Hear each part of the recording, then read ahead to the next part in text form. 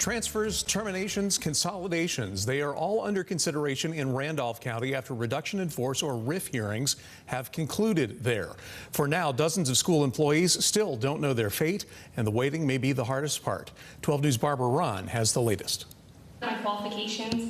Even as they awaited the results of their hearings, Randolph County teachers continued to diligently grade their students' assignments Thursday night as they sat in the auditorium at Elkins High School.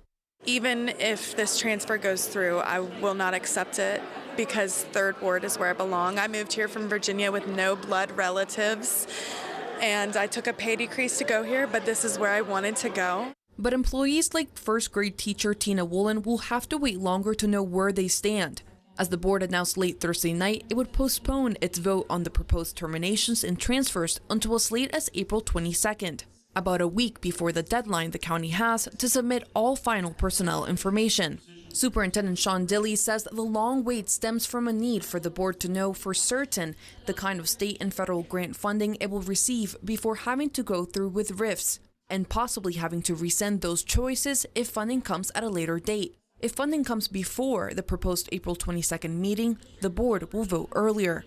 However, even if funding comes through and the budget is balanced, with help from the current year's carryover funds, which cannot be calculated until the end of the year, Dilley says this can only be done this year, and it's not financially sustainable for the county.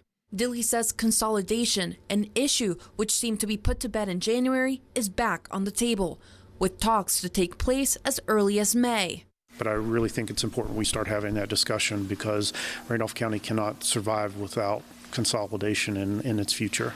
Harmon and Pickens schools, which were just spared the consolidation fate, could be facing consolidation again, in addition to one or two other schools to go into effect in the 2026-2027 school year. An option described as inevitable by Dilley may come to pass despite efforts by parents to save these schools. Stick with 12 News as we continue to update you on this fluid situation. In Elkins, Barbara Ron, 12 News.